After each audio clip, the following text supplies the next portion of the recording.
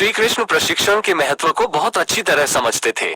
उन्होंने स्वयं गुरुकुल में प्रशिक्षण प्राप्त की थी और अपने जीवन में प्रशिक्षण का भरपूर उपयोग किया था। वे प्रशिक्षण को जीवन का एक अनिवार्य अंग मानते थे और सभी को प्रशिक्षण प्राप्त करने के लिए प्रोत्साहित करते थे। श्री कृष्ण प्रशिक्षण के बारे में निम्नलिखित बातें कहते हैं। प्रशिक्षण मनुष्य को सक्षम और कुशल बनाता है। प्रशिक्षण मनुष्य को अपने क्षेत्र में आवश्यक ज्ञान, कौशल और क्षमता प्रदान करता है। इससे मनुष्य सक्षम और कुशल बनता है। प्रशिक्षण मनुष्य को आत्मनिर्भर और आत्मविश्वासी बनाता है।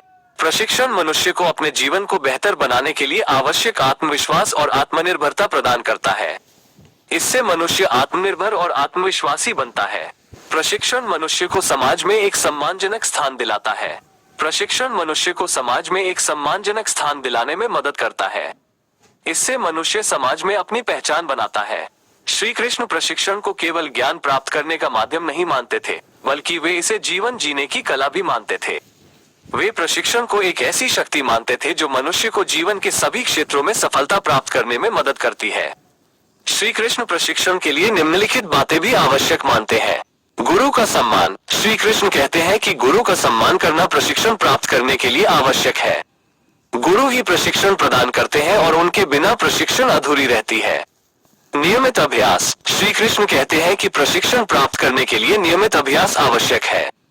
बिना नियमित अभ्यास के प्रशिक्षण प्राप्त करना संभव नहीं है। अनुशासन। श्री कृष्ण कहते हैं कि प्रशिक्षण प्राप्त करने के लिए अनुशासन आवश्यक है। अनुशासन के बिना प्रशिक्षण प्राप्त करना कठिन हो जाता है।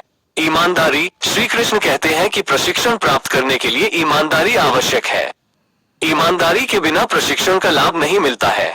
श्री कृष्ण की प्रशिक्षण के बारे में उपरोक्त बातें आज भी उतनी ही प्रासंगिक हैं जितनी कि उनके समय में थी।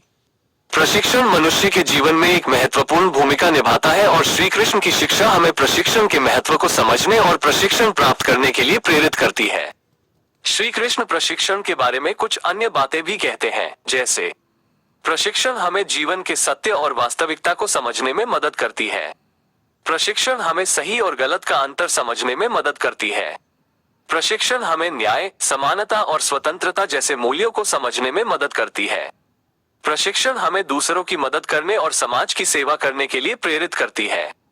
श्री कृष्ण की शिक्षा हमें एक बेहतर इंसान बनने में मदद करती है।